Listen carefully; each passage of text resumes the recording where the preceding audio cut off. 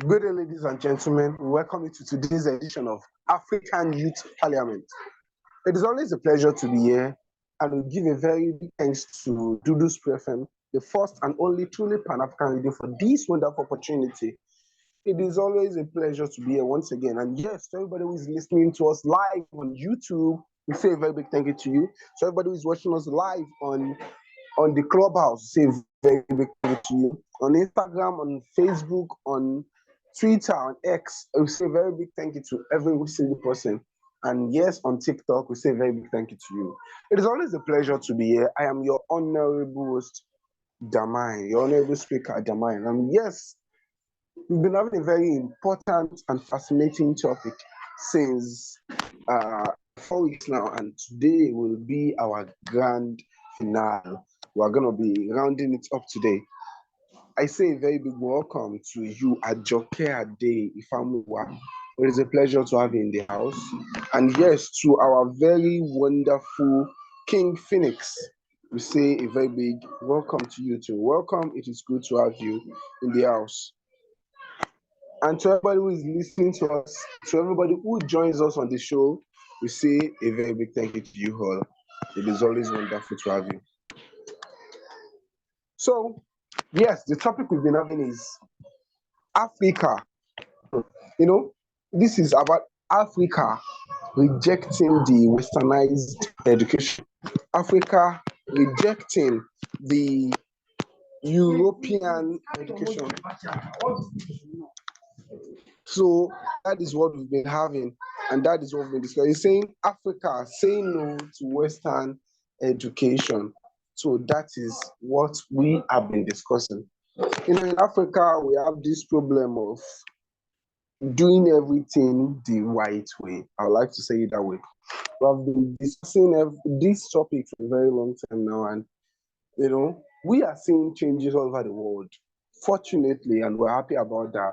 We are seeing changes. We know that many Africans are waking up, and we know that everyone who is listening to this is having a consciousness, is becoming Afro-conscious, because everywhere we want to build that African consciousness. So today we'll be having just about a few minutes conversation on that to round it up, and so that is what it's going to be. So we have been wondering too, when it comes to education in Africa, we've been wondering, and we've said this several times, why we need to dress like those people, like Westerners, before we can go to school. Why do we have to dress like them? Why do we have to act like them? Why do we, in most schools now, the national anthem in schools are being sung in European languages, or either they are using French, they are colonizers' language. Even in many countries, that is what they do. Though many countries are beginning to correct that now. They are changing their anthem. They are no longer using the languages, or they are not even using the song, the anthem that the Westerners or the colonizers might have brought whenever they're there.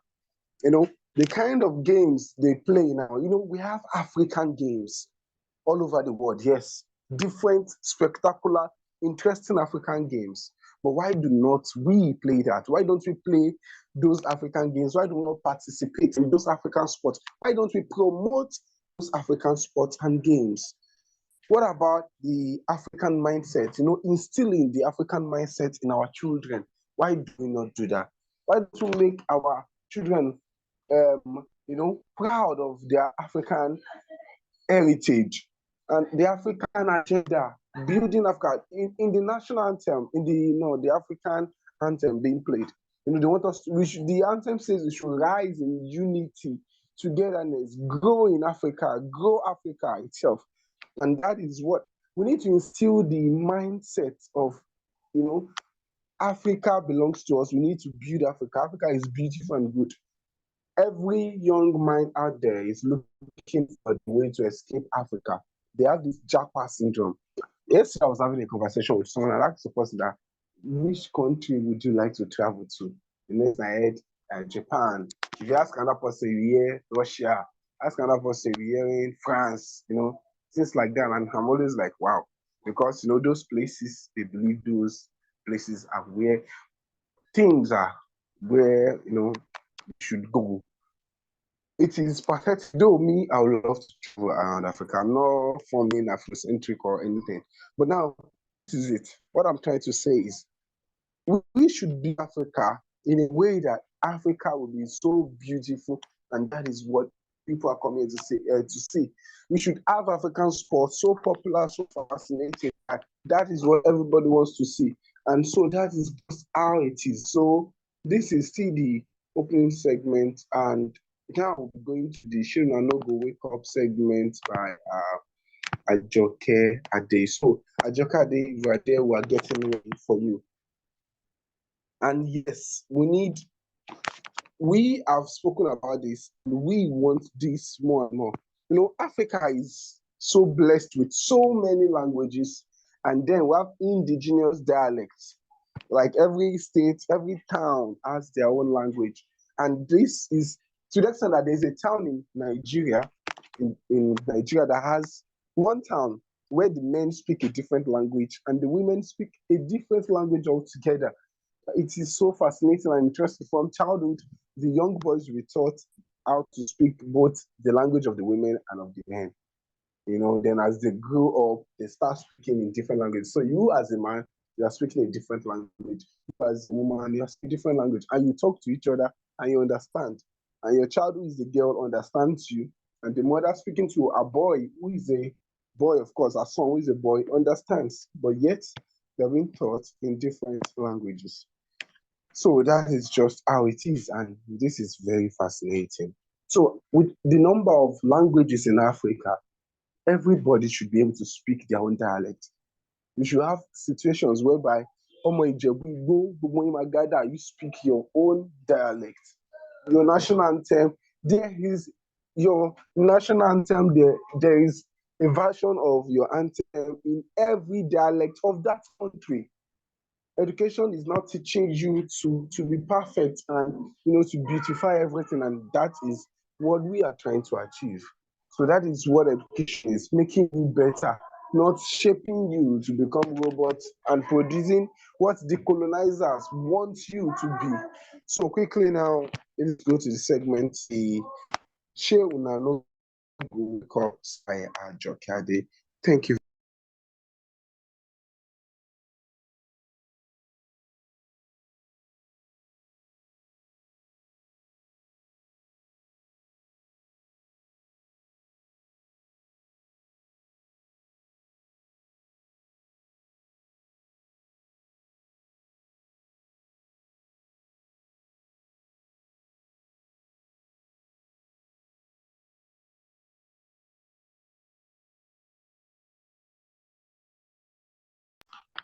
Okay, meanwhile, let's call on our wonderful panelist. So he can share his opinion on this. And thank you very much, Mr. Oyinola. What do you think about the education of Africa? The way it is right now, where most people cannot even speak their indigenous language or indigenous dialects, where we are being taught, everything about Africa is being believed to be based or not enough, not sufficient, or not good enough. Meanwhile, they are, praising and making the acts and everything about the Westerners look like it is heavenly. Our curriculum is being designed by them. They determine what we learn, what we don't learn. They determine what we do. They determine how we come out. They determine everything about us. Should this just continue? What would we like to say about this? Thank you very much, King Phoenix. Thank you. Let's hear from you. Thank you very much, honorables.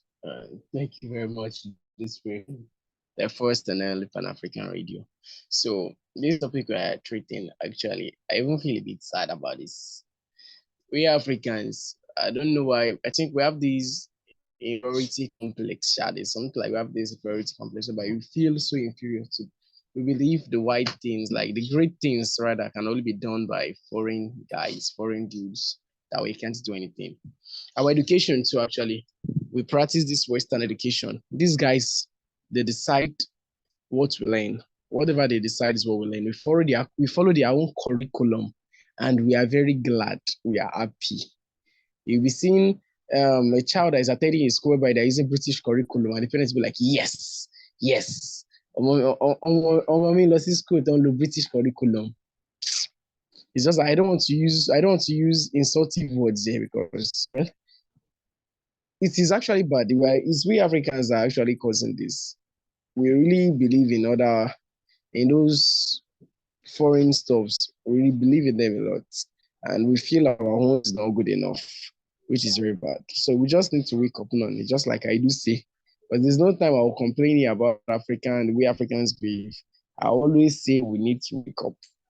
So we need to wake up. We need to buckle up. We need to do things in our way so we won't cool off.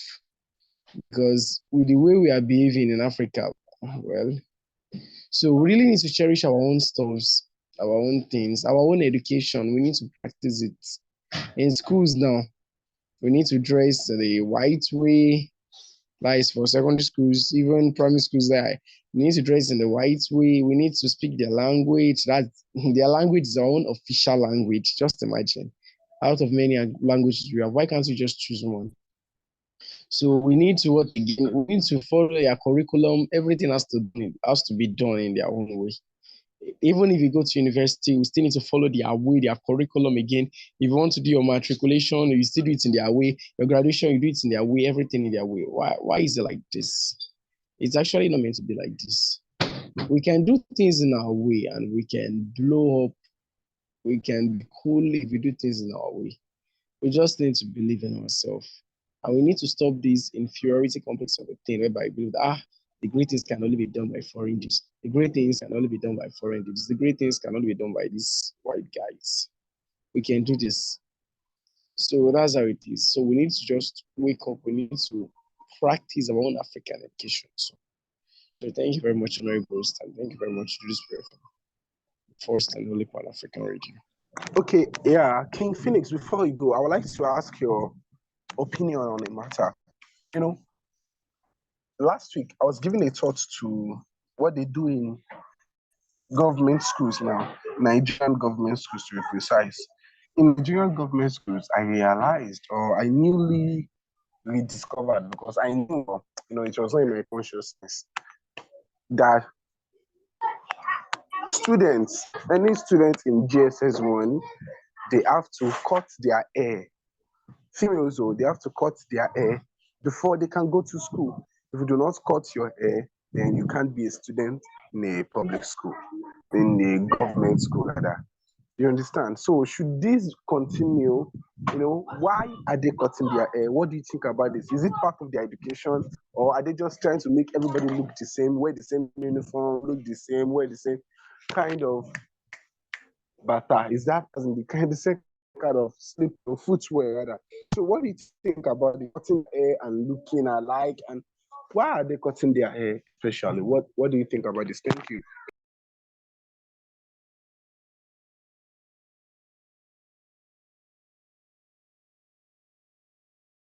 Hello, King Phoenix, are you there?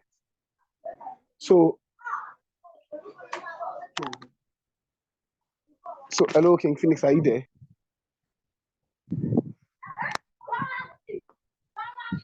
I'm so sorry, Honorable Host. Actually, I'm not around, so I'm not able to pay any attention to it. Please, can you just ask the question again? I think you were asking me something. Okay, yes. Sorry about that. Okay, I was like, what do you think about this situation? Okay, what do you think about this situation? There's this situation whereby in government schools now, students have to cut their hair so that they can go to government schools. When you are ready to go to JSS1, you have to cut your hair, and that is how they do it in government schools in Nigeria now. So what is the essence of cutting your hair? Why should you cut your hair? Why are they doing that to students, making them cut their hair? Is it African? Is it an African? What are they doing exactly? Or are they just trying to make everybody look the same? What is your opinion on this? On government requiring the students to cut their hair before they can go to school? Thank you very much. Okay, thank you very much, Honorable Host. Another question you asked now. I think that one is actually our own government that has the problem because me too, I've reasoned it before that why will you tell students to cut their hair all because you want to give them free education? If it's free, then you shouldn't stress them so much like that. So as for that one, I don't even know why they did so, like why they created such a rule that they need to cut their hair, the females need to cut their hair because they want to get their free education. So like that. To me, it's kind of wrong, kind of. But I don't know if they are trying to imitate the whites because I don't even think the white people do so. But it is actually this particular stuff is actually not related to African way at all. That our people need to consider because hair is actually part of beauty according to Africa. Like the hair is really, really, really important. And even if we need to cut their hair, if we need to cut our hair as Africans, raising something, maybe we want to perform some rituals according to our tradition, our culture, or maybe we want to do some other things. It's just related to culture and tradition. But cutting hair for education, no, it is not part of our stuff at all. It is really, really, really not part of our stuff at all. So to me, I would rather blame the government for that. It is very wrong. But I don't know the reason why they are behaving like that. Okay, thank you very much, King Phoenix. Okay, we can see that Ajokeade has her hand up. Thank you very much, Ajokeade. Let's have you at the microphone. Okay, great day to everyone, and it's awesome to be here. This is the first show in the third year of Dudu Spree. We are glad, and we are talking about something very, very important. Okay, I guess I'm going to do a bit of show Nanugo wake up, and I'm bringing this to your view. If you are seeing the screen, many thanks to YJY Official. They have been in support of us when it comes to data and also the means of setting up this. So at the point in time, we spoke about this chain holding us down in the continent of Africa, on the continent of Africa, and religion is one of them. And everybody, everywhere in the world, you'll be wondering, why is religion? I spoke with a friend, and I was talking about people's view when it comes to religion. So when Iraq and probably America is fighting, okay, or Iraq and Britain, maybe it will happen. I don't know. Maybe it's prophecy, but I wish them well. Whatever wish Africa. I think we've gotten to that level. So a Muslim who is an African will automatically support Iraq because it's an Islamic nation. And a Christian who is probably an Anglican will automatically support the, what do they call it? Brits. Not because they've heard anything that happened, not because they've analyzed the situation, but because there is a chain on their mind to follow their slave masters. And we've had all these things over and over and over again. Here you know, wake up. What must you, in your opinion, on another man's psychic, like another man's religion? Because of, like opinion, your global view, your world view, your educational view, and even your marital view, we have been messed up, old. And you see, as we are so religious, we do not amount to anything. Go check all the big churches, all the big Islamic, whatever edifices, they have schools. Why are they interested in having schools? Why don't they have factories? I've even seen a church that use, candles all through their religious service. They don't have candle making factory. They buy candles from China, but they have a school. Check the Islamic school. They both Christian and Muslim. They what do they do? It they read book. Their books are made in China, whereas China itself does not even give one two jack about this so-called religion. Something is wrong with us. And that is what you are seeing in our education system. The change that you are seeing right now is just something that is unusual. Our forefathers, this is the third generation that rose up. And somehow, you know, there's an adage in Yoruba language that says, "Irometa Kitoshi." I guess that's what happened. My grandfather, you know, like my great grandfather was actually like Onisheshe who believed in Olodumare straight. We don't have any relationship with any foreign. In fact, he was a bird watcher, which ended up being a name that we bear in my lineage. And we are all Olas or Molaniwa. You give birth to a child either as a male or female. Hear me, as a male or female in my own lineage, you must give that child the signage that is Omola Ilu, Gaskia. You cannot do without it, no matter your worldview, your religious view. Now, that's an education passed on from generation to generation. But here we are today. Now they began to give names. I wasn't given a foreign name. I got one myself when we were trying to westernize ourselves. But my parents, my grandfather changed to Samuel, Samuel Ojo himself. And can you imagine? My grandfather's name was actually Samuel Ojo too. Okay, so maybe that's why myself and Damai we are kind of friends. Wow, that's So yeah, but Ojo had something added to it. I won't say because of public view.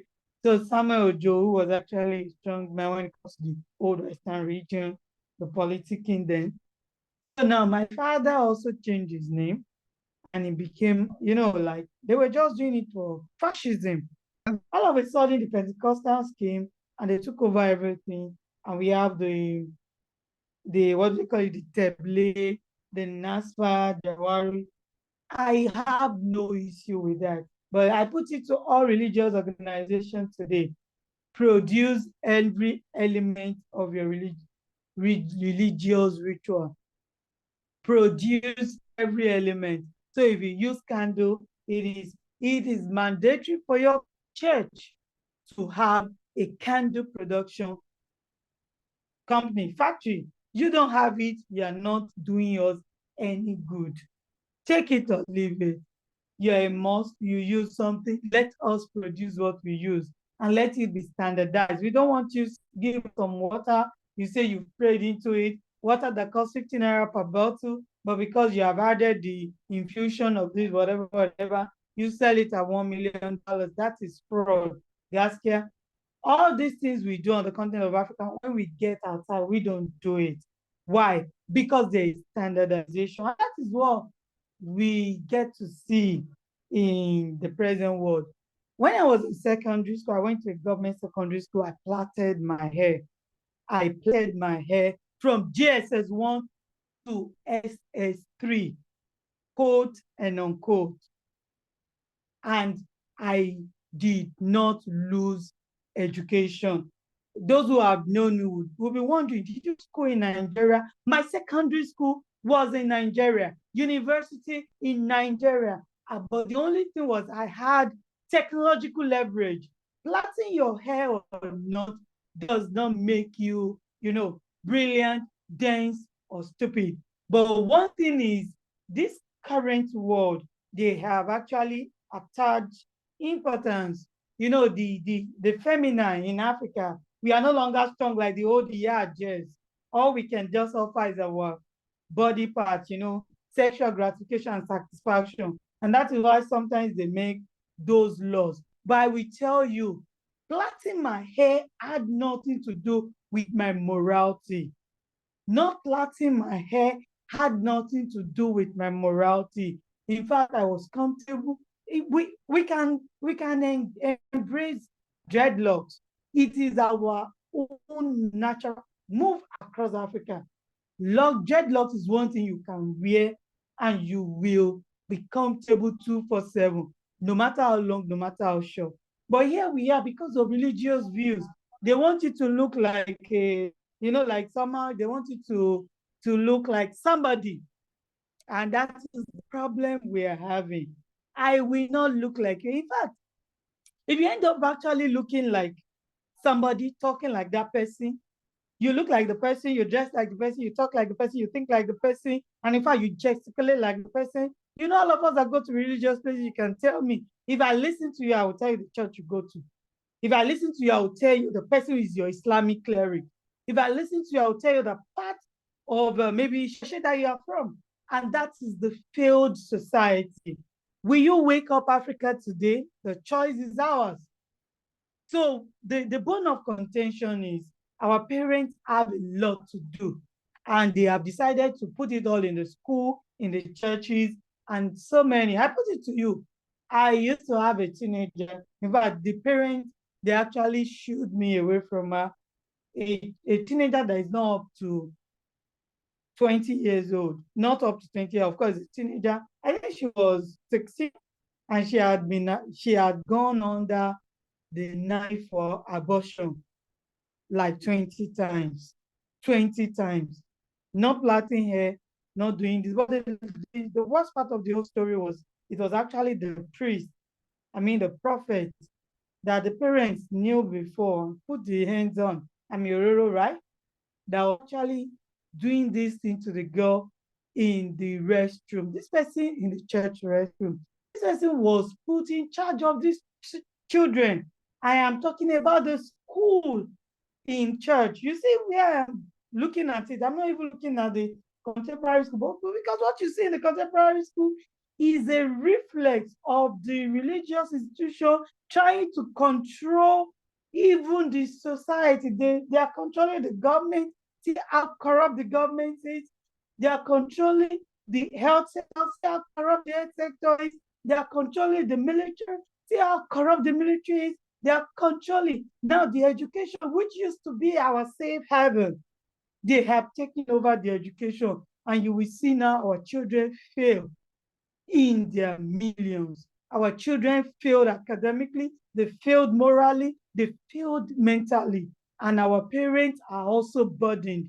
A woman who is looking for food to eat only say, in fact, no education is cheap anymore. I was saying that if you earn 5 million naira in Nigeria, or any of the highbrow society that are still slaves to the white men, you would need to save like the Americans saved before you send children to school. In the 1990s, our parents weren't this rich. They did not have this money, but they could send 4 children to the university at a go because that sanctuary, that sanctity was still there. And the crop of those people who graduated from that place, they are the ones you see in the Senate and the House of Assemblies today. They are the ones leading the society. They enjoy free education. My father, they will protest when you give them egg instead of chicken.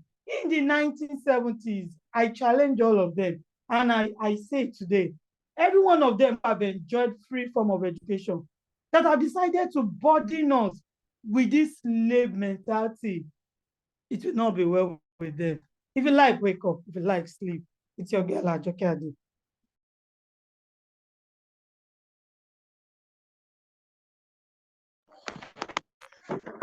So I know the wake up. That is there. That's your wake up call from ajokeade. It's a pleasure, ajokeade. I know that everyone who has listened to this would decide to wake up. If they are deciding not to wake up, then voila, it is in the end. But no, every African has a mindset that can be awoken. No matter how gone, we can bring you back. No matter how dead you are in the sleep, how deep you are in the sleep, bring you out and wake you up. So that is ajokeade. And yes, so this thing of education, this situation of education can be corrected. It is never too late to correct it. It is never too late to fix it. The old generations have enjoyed that, and yeah, the new generations should too. So we don't know, ajokeade, we would like to have the pepper soup segment now by our guest. Yes, please, the pepper soup segment. This pepper soup segment is where you hear, something spicy. Because what Taleno, spicy, delicious, and nutritious. So we can go straight to the pepper soup segment now, and we can run the shop. And yes, this is the first show in the second year of Dudu Spree, third year, going to the third year now. So congratulations to us. Congratulations to African Youth Parliament. So thank you very much, Ajokeade.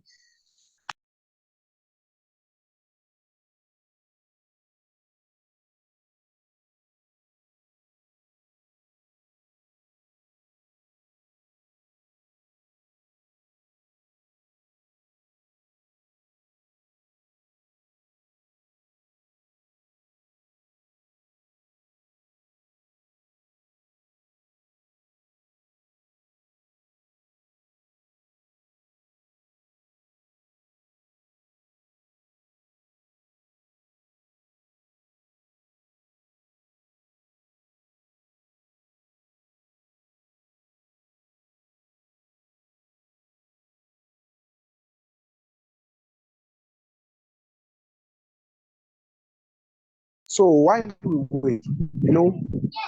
Let's just take a moment to think about the advantages of this. Let's take a moment. Okay, we don't have the volume up yet. So Ajokeade, I'm ready if you are. Thank you.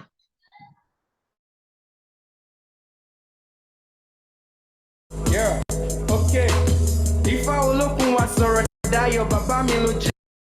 Mo mọ̀ pálágbára ni yẹ, bàbá mi ló jẹ́. Ẹ wo bó ṣe fine, bó ṣe cute, ju tàbí ọjẹ́. Mi ò tí rí ẹ rí o, but I know wetin you get. Ifá ni bàbá mi, Ọ̀rúnmìlà bàbá mi. Ifá gbogbo ìgbà irúnmọlẹ̀ ni bàbá mi.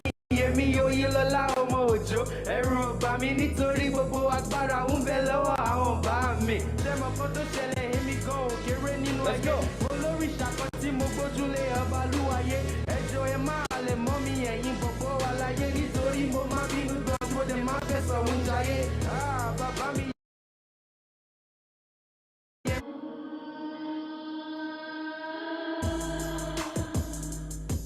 Yeah, I got King Phoenix in the building. King Phoenix. Ṣé mo kàn tún ṣẹlẹ̀ rábìlì? Àwọn òrìṣà ló ní.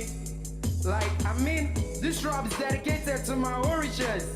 Okay, are you ready, ready? Okay, Chef Yang, let's go. Yeah, okay. If I will look on wa sọ̀rọ̀ dayọ̀, bàbá mi ló jẹ́. Mo mọ̀ pálágbára ni yẹ, bàbá mi ló jẹ́. Ẹ wo bó ṣe fine, bó ṣe cute, ju tàbí ọjẹ́. Mi ò tí rí ẹ rí o, but I know wetin you get. Ifá ni bàbá mi, Ọ̀rúnmìlà bàbá mi. Ifá gbogbo ìgbà irúnmọlẹ̀ ni bàbá mi. Èmi Oyèlọ́lá ọmọ Òjó. Ẹ̀rù ò bà mí nítorí gbogbo agbára ń bẹ lọ́wọ́ àwọn bá mi. Ṣé mo kọ́ tó ṣẹlẹ̀ èmi gan ò kéré nínú ẹ̀yọ́. Olóríṣà kan tí mo gbójúlé ọba lúwayé. Ẹjọ́ ẹ máa lè mọ́ mi ẹ̀yìn bọ̀bọ̀ wà láyé nítorí mo máa bínú gan mo dẹ̀ máa fẹ̀sọ̀ ń jayé. Bàbá mi.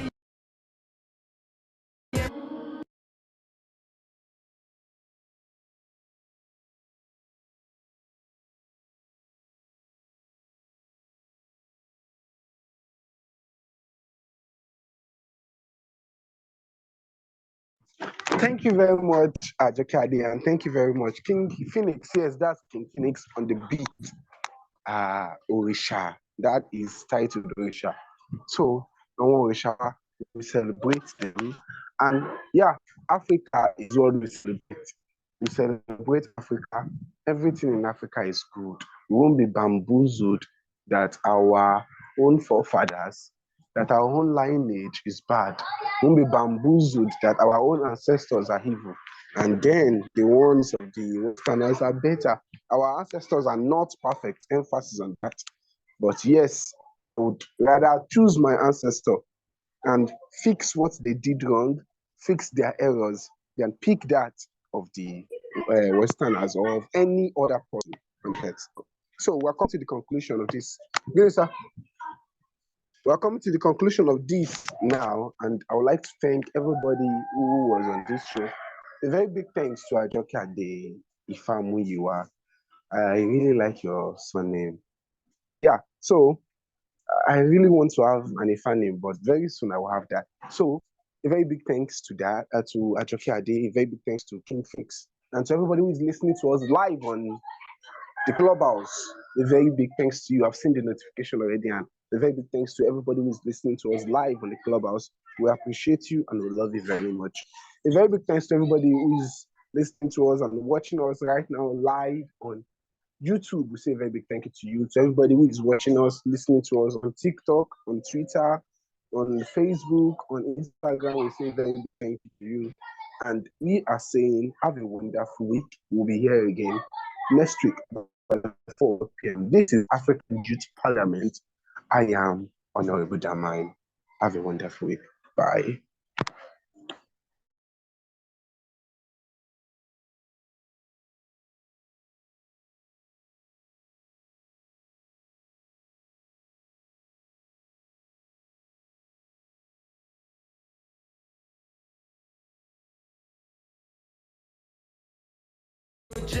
mo mọ̀ pálágbára ni bàbá mi ló jẹ́ ẹ wo bó ṣe fine bó ṣe cute ju tàbí ọjẹ́ mi ò tí rí ẹ rí o but I know wetin you get Ifá ni bàbá mi Ọ̀rúnmìlà bàbá mi Ifá gbogbo ìgbà irúnmọlẹ̀ ni bàbá mi èmi Oyèlọ́lá ọmọ Òjó ẹ̀rù ò bà mí nítorí gbogbo agbára ń bẹ lọ́wọ́ àwọn bá mi ṣé mo kọ́ tó ṣẹlẹ̀ èmi gan òkèrè nínú ẹgbẹ́ olórí ìṣàkọ́ tí mo gbójúlé ọba.